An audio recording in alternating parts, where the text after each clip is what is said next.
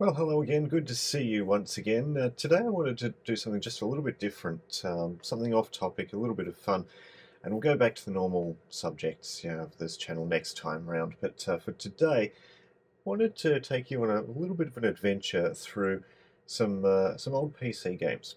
I've never really been much of a gamer. Um, I've never really been into game consoles and those massive modern day video games where you go through a whole storyline and adventure and whatever. It's not really been my thing, but I do like some of the older games that I grew up playing. And I discovered some time ago, 'cause I worked in IT for a while, that I enjoy IT, but I don't really like working in it. It's more of an enjoyable hobby to an extent. So I still dabble a little bit. I can write a batch file to do some complicated things if I need to. But I do like working with emulators for older systems so that I can get old games working. And I suppose I'm living in the past of IT, but so be it. So we'll start today. One of the games I really enjoyed playing as a kid was Microsoft Golf 2.0. So let's fire up DOSBox, so you can see on my modern day Mac, although it's not quite a modern day Mac nowadays. It's not one of the new M series ones. It's one of the Intel chip ones. Not that it would really make any difference for this. This should work regardless. But we'll fire up DOSBox where I've got Windows 3.1 installed, as you can see. And it loads. Let's just go full screen on that. I don't need the startup folder. So let's just have a look here. Windows 3.11, in fact, 1993, and oh my goodness, 62 megabytes of RAM in 1993. Someone must have been a millionaire. Back then, those were the days when people, all sorts of people, just made any number of shareware applications. Just hobbyists making programs all over the place. And maybe this is how you can afford 64 megabytes of RAM in 1993. A program to predict lotto numbers. Microchief win lotto. Shareware, unregistered copy. To register, send $9.99 to Scott B. Who knows? Wonder if Scott B still lives in Ontario, Canada. Scott, if you're out there, send me an email. So let's just get tonight's lotto numbers. There we go. 1, 13, 16, 17, 25, and 32. I make no promises. Uh, let's get out of that and go into golf. So Microsoft Golf 2.0 and 1994. This I didn't have a PC at home until 97, so I was actually playing this on Windows 95. Funny thing about this is that it actually looked pretty much the same on Windows 95 as it did on Windows 3.1. It carried over most of the Windows 3.1 style buttons, even the Windows 3.1 style minimize, maximize buttons. So here we are at the main menu. Let's start a new game at the Firestone Country Club. When I visited the US, I was probably within 100 kilometers of Firestone at one stage. I didn't even know it. So here we are. Pretty basic looking game, I suppose. Let's just turn the sound up a bit because I should be able to hear the game. There we go. There's the birds. So let's aim for down there. Let's see how we go. Oh, that's going to be a bit right. Straight into the It's tree. in the deep stuff. Yeah, dear.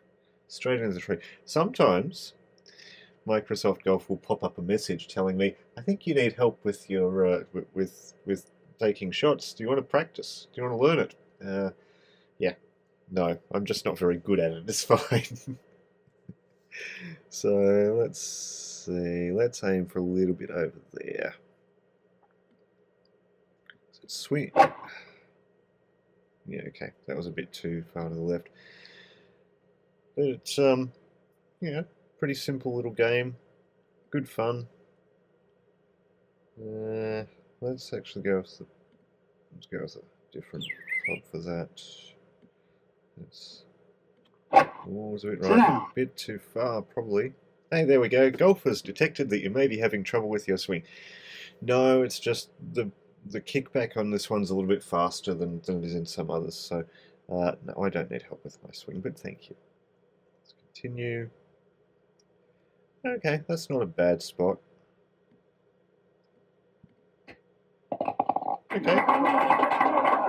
got that one in par. Good save. That's unusual. Don't normally manage to get that in par. Nice par.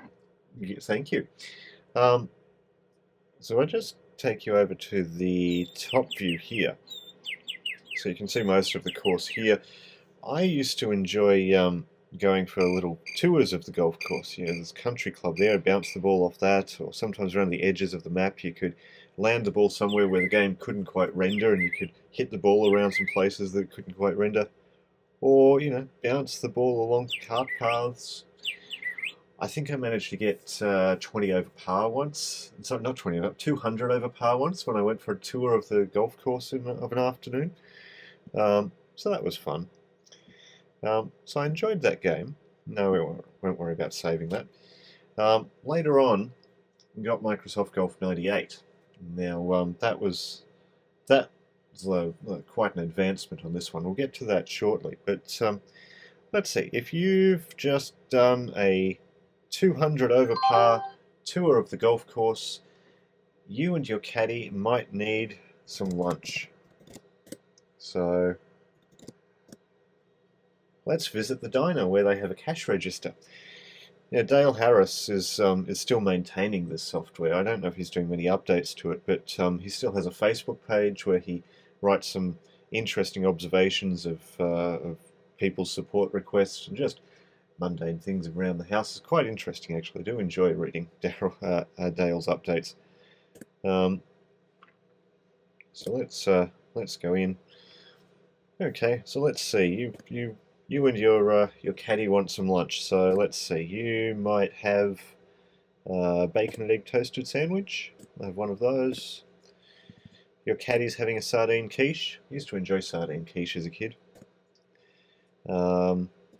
Oh, we'll have some dessert afterwards. So we'll get carrot cake slice. Let's say one for each of you there. Goodo. You're having a coffee, and your caddy's having a milkshake. Rightio. Well, let's see. What are we up to there? Oops. Yep, I've pressed the wrong button there. What I actually wanted was no.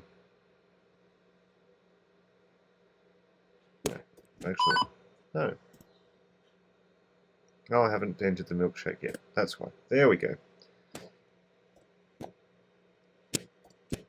There we go. So the total for that one is $41.50. Well, you happen to have the YouTube lunch gift card, which, well, there was $10 on that, so that's not really going to help too much, is it? So let's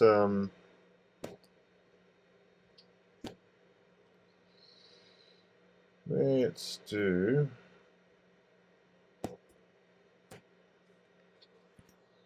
Let's give you a discount.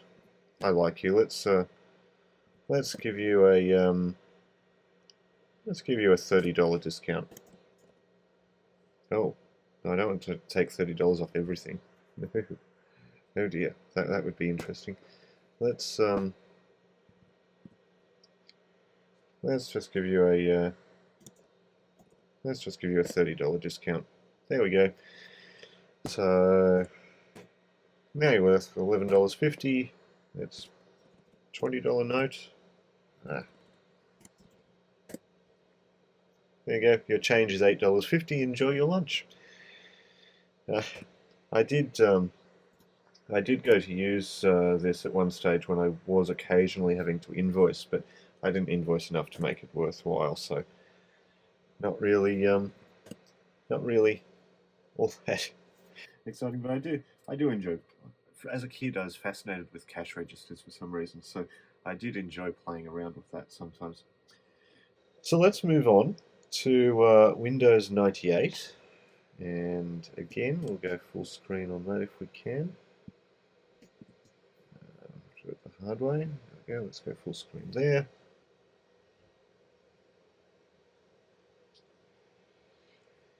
Here we go, we'll get into Windows 98 now. Now, as I said, Microsoft Golf 98. I did try to run it in this Windows 98 in Dosbox-x, which is a more advanced version of DOSBox. Unfortunately, I think there's something a little bit strange about the way Microsoft Golf 98 makes some of its system calls. Something maybe a little bit non-standard. And DOSBox, I don't think, is doing full emulation of an old 32-bit processor. So I think it's doing a translation similar to what Windows 11 on ARM is now doing for Intel code, and same with the Apple M series Macs is doing for Intel code. It's doing a translation. I don't think it's doing a full emulation, which is probably why it runs pretty quickly. Unfortunately, something in Golf 98 meant it wouldn't run properly this way. So what I'd end up with would be I'd get the menu to load, but beyond that I'd get a black screen with bird noises. Occasionally, in Windows 10 I was occasionally able to get a half-rendered version of the first screen of the game, but that didn't really then allow you to play beyond the first shot, and you couldn't see where the shot went, and it didn't render after that. I've got Microsoft Golf 2.0 here. I won't take you into that. We've already seen that. It looks basically the same, just a couple of the buttons take the Windows 98 style rather than the 3.1 style. A game I did enjoy, Sierra Minigolf Deluxe. Now this one was quite a lot of fun. Quite a good little game, this one.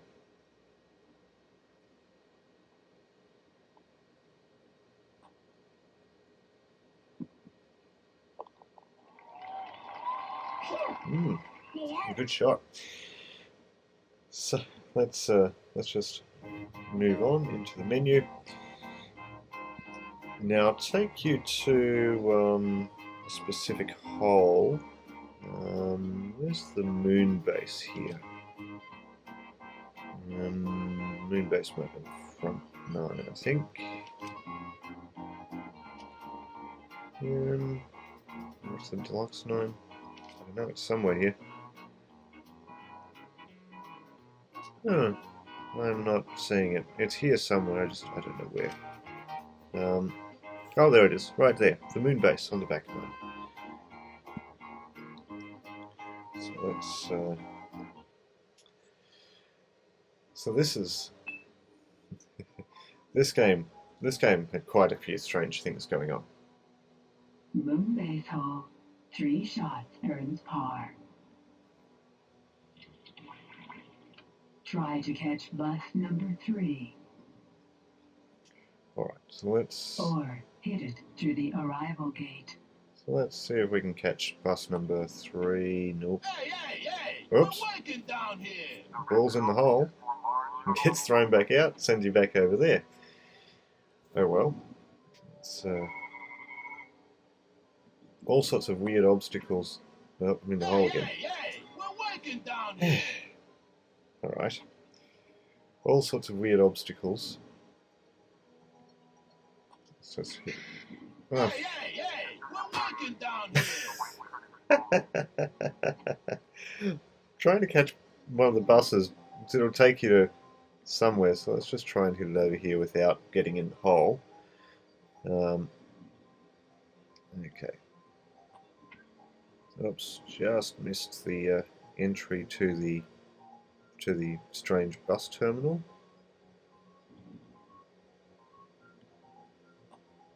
Oh dear. I managed to get this in first go earlier, but not today.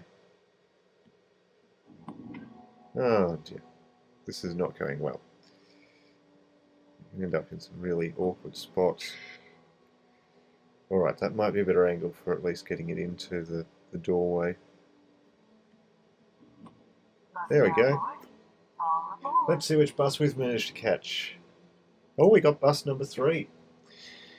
Bus number 4 would have taken us straight back out to the... Yay! Bus number 3.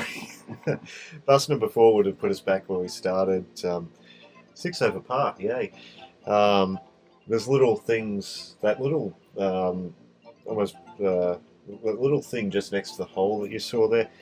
You end up in there. It picks up the ball, flies away, takes you back to the start as well. All sorts of crazy holes there. So that game was a lot of fun.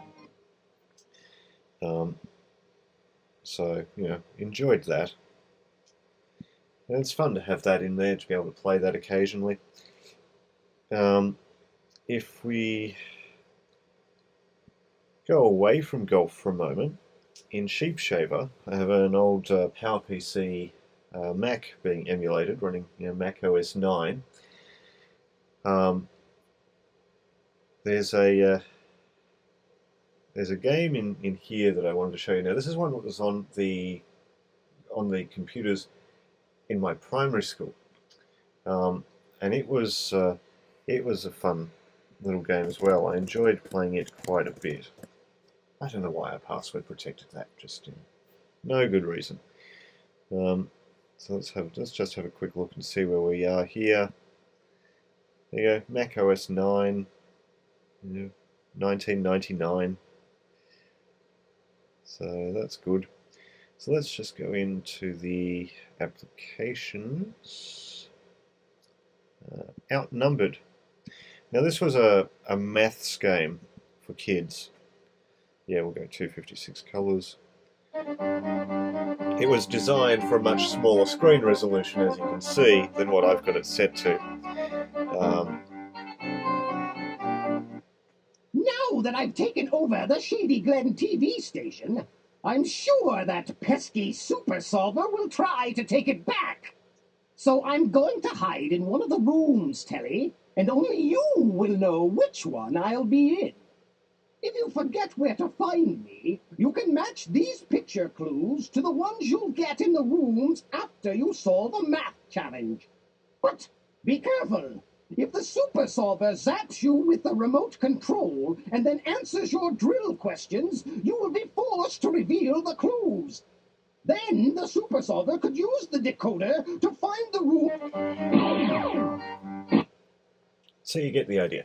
That's the basic premise of the game. You have to solve the maths puzzles, to get the puzzle pieces, to work out where the Master of Disguises is, so that he can't take over the TV station and take over the world or something. Along the way, you encounter that walking TV, and it can zap you and take away your energy and so on and so forth. And there's also some snakes, and some electric snakes that come out of the walls in some of the rooms as well, which can zap you and take away time. And if you run out of time, well, that's not great. So we'll. You need a total of 30,000 points to. So we'll have a quick. I'll just turn this volume down a little bit. So we'll just. So you'd wander into one of the rooms, walk up to the various things in the room, and one of them will have. I think I'm actually. This is actually a game I started earlier. I seem to have resumed a game I started earlier. So I've already solved that room. So, yeah, because the game time normally starts at 9 PM, not 9:56. You can recharge there. Let's go into the sound room. Oh. Yeah, don't want to be zapped by that thing. The theme song of Galactic Glen needs to be louder to keep the viewers interested. To increase the volume by 78, at what number will the ones control have to be? To increase the volume by 78. So at the moment, the volume is at 72, and if we're going to put the volume up by 78, well, the ones will be at 0. Obviously, because we'd be looking at 150. So there's a calculator here that you can use as well. So it wasn't necessarily about being able to solve it yourself. It was about knowing how to work out how to solve it. There we go. Fantastic. Let's go to the decoder. So I've managed to get one bit of the code from the walking television. I've solved the puzzle in 2 rooms, so well, it could be in the game show room, could be in the sound room, who knows. Don't have enough pieces there to be allowed to solve it yet. So anyway, let's get out of that. Incidentally, you can access the internet on this as well. It just doesn't work very well. There was a version of Mozilla that someone was maintaining until a few years ago, which at least made the internet vaguely functional.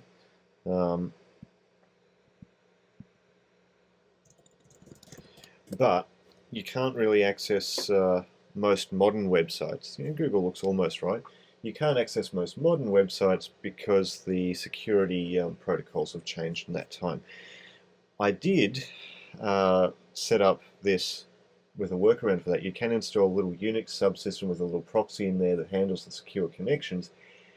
And I did that, and I connected to, accessed my blog, and my web host's firewall thought there was something very strange about this connection. An outdated browser that couldn't possibly be able to access this site is accessing it, and is going through some weird proxy tunnel, and something's wrong here. Blocked my IP address from their entire network. It took 2 days to explain to their tech support what had happened and why I needed it, how I got blocked and how I needed to be unblocked. So that was not a good thing. So it looked okay in that version of Mozilla, but Netscape can't connect to Apple's website because of security. Let's just try Google in Netscape. And oh dear, Google looks a little bit strange today. So that's some fun there. We'll shut that down. So as I was saying, I had trouble getting Golf 98 to run in Windows 98 in Dosbox-x. I think there's an issue with the way DOSBox translates rather than fully emulating the older processor. So we enter QEMU using the UTM front end on the Mac for it, and I've installed Windows XP. Now, because it's proper emulation, it is extremely slow. It is really, really slow. I can't even get this to go full screen on me just a moment. It's not even listening to me telling it I want it to go full screen. No, it's just really busy right now. So it is actually quite slow to load. Windows itself is very slow to load. However, once Windows gets loaded, everything runs sort of okay. One thing I found that made it run a lot better was just turning the colors down. It was at 32-bit. If I turn it down to 16-bit color, it sped up enormously. I guess having to emulate the graphics as well was an issue. Yeah, that doesn't want to go full screen at all, so be it. We should be able to get it to go full screen eventually, but in the meantime, we'll just wait for it there. I'll just skip the video forward a little bit because Windows is going to take a little while to load. Okay, so a few minutes later, Windows is starting up now apparently, and we've managed to go full screen as well, which is nice.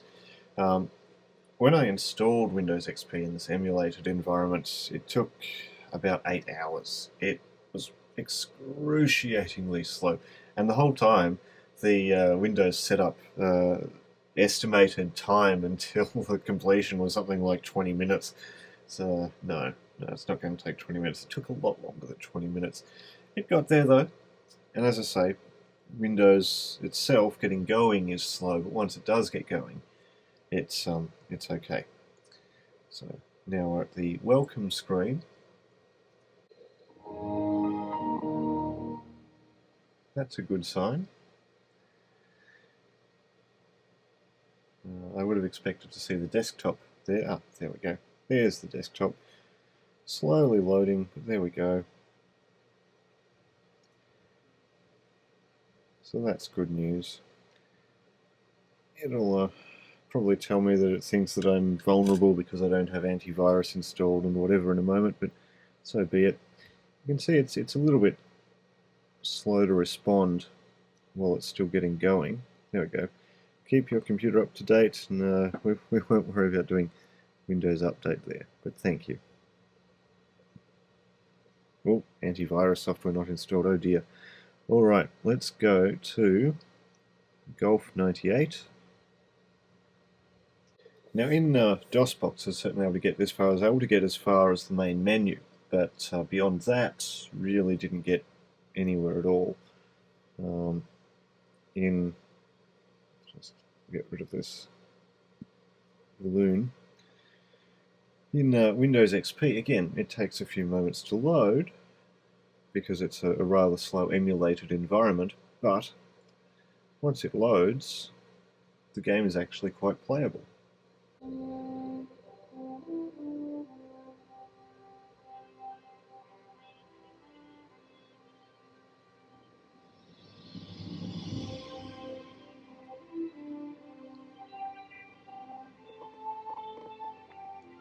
Music stutters a little bit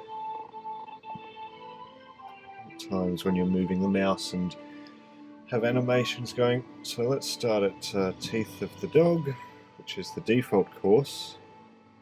Now, one of the things I really enjoyed about Golf 98, apart from the fact that visually it's much better than the old Golf 2.0, is there's a commentator here in this game who really does enjoy telling you just how badly you play. And of course, I don't play very well, so I certainly enjoy his cynicism about my ability to play the game.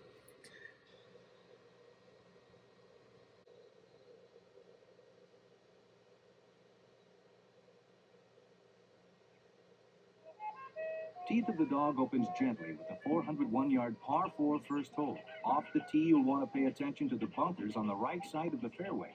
There's plenty more sand to deal with on the approach shot, so be sure to pick the proper club.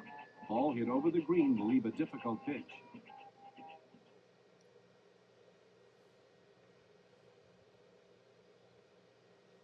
And those nice introduction videos to each hole. There we go, there's our commentator. I'll just turn the sound up a little bit. You can hear the nice birds, the wildlife, it's good. You can see the game, it's not terribly realistic visually, but it looks a lot better than Golf 2.0 did.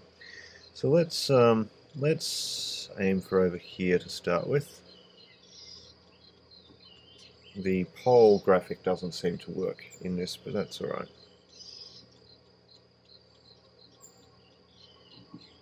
You can see the kickback on the swing in this is a lot slower than it was in Golf 2.0, and you get used to one and you go to the other and your swing's all off again. I have no idea where that landed. So let's have a look at the reverse angle on that and see where it landed. Okay. It's not going to be too bad by the looks of it. Yeah. Not great, but at least we avoided the bunker. That's something.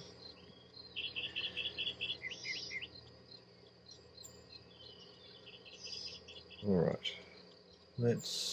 Well, getting out of the rough here should be your main objective.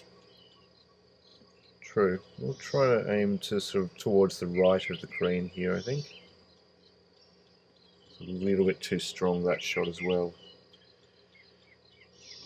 Is that the right club?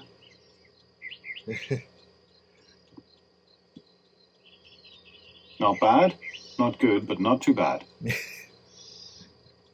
See, he's very cynical about my abilities of playing this game, and quite rightly too. You can see that one went, oh dear, that's yeah. I think he's actually being charitable when he says it's not good, not bad. No, I think that's just bad. It's going to be a difficult spot, I think. Check the distance. This one could come out a little warm. Yeah, and it's sort of up big undulation right here uphill, and that's downhill through the green. So let's aim a little short. Maybe hit a little bit harder than that. Oh, getting me off to the right, which probably isn't bad because it will slope back. Oh, that'll work. That's not bad. That ought to work. That was a fluke, but it worked out. Looks like a flat one, and it's going to break a little from the right. Okay. The grid graphic also doesn't work here for some reason. Don't know why. Anyway, it's a shame because the grid is very useful, but that's going to be offline. Oh, just. And it's going to go a long Well, way. you got some work to do now.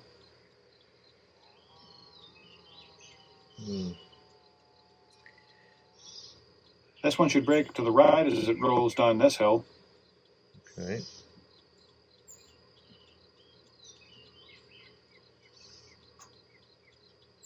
Nice putt. Eee, that dropped you to 1 over. Which is alright. You can see, there we go, 1 over. I've had much worse than that hole, so... Even chickens at this golf course. Alright, so... Of course I want to play the video. Precision is needed off the tee on the number 2 hole.